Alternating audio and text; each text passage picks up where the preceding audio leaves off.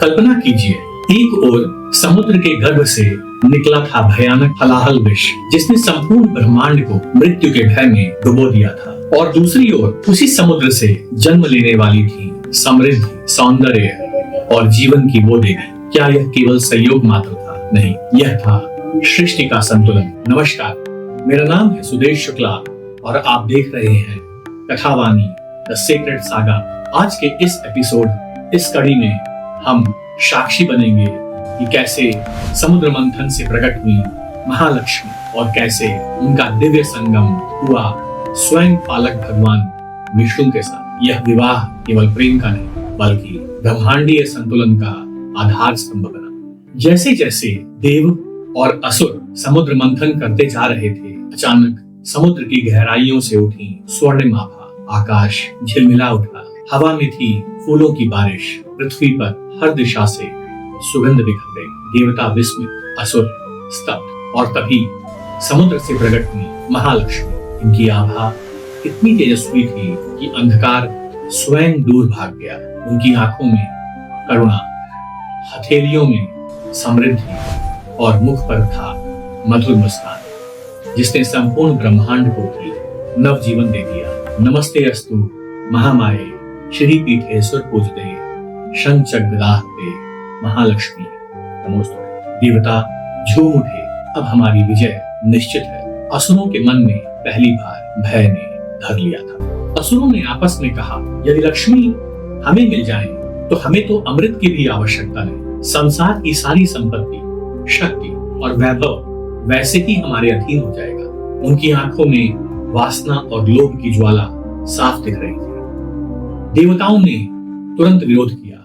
महालक्ष्मी किसी के स्वार्थ की दासी नहीं, वे केवल सत्य, धर्म और प्रेम को ही स्वीकार करती है। असुर हंसे, धर्म, सत्य, ये सब केवल बहाने हैं। हमने भी तो मंथन किया है, तो हमारा भी अधिकार है लक्ष्मी को। और तभी प्रकट हुए स्वयं नारायण भगवान विष्णु। उनका तेज इतना प्रखर था कि असुरों की वाणी वहीं थम गई। विष्णु भगवान बोले, लक्ष्मी किसी के लालच की वस्तु नहीं है, वे केवल उसी को वर्ण करती हैं जिसके हृदय में सत्य, दया और संतुलन है, जिसका जीवन केवल अपने लिए नहीं बल्कि संपूर्ण सृष्टि के लिए समर्पित है। देवताओं के मुख पर आस्था, असुरों की आंखों में निराशा। भगवान विष्णु की बात सुनकर स्वर्गीय गंधर्व गीत गाने लगे, अप्सराएं नृत्य करने लगी, देवतागण पुष्प वर्षा करने लगे। महालक्ष्मी ने मुस्कुराते हुए विष्णु की ओर देखा।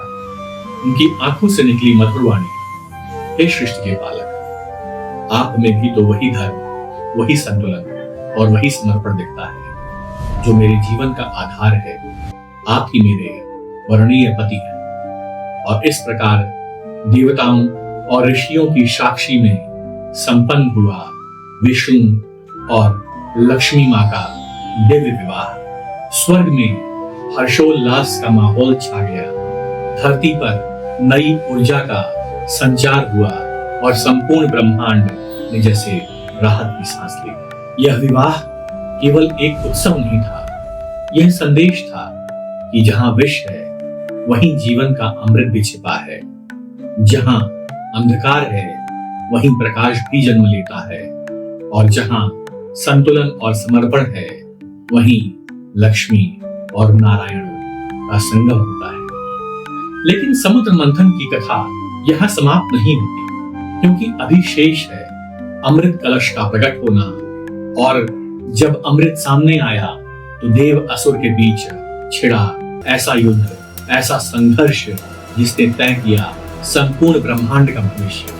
अगले एपिसोड में, अगली कड़ी में हम देखेंगे धन्वंतरी और अमृत कलश की अद्भुत गाथा और सुनेंगे उस अंतिम युद्ध की गर्जना।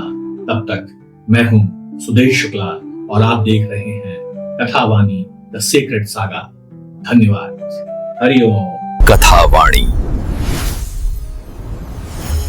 दुर्लभ कथाएं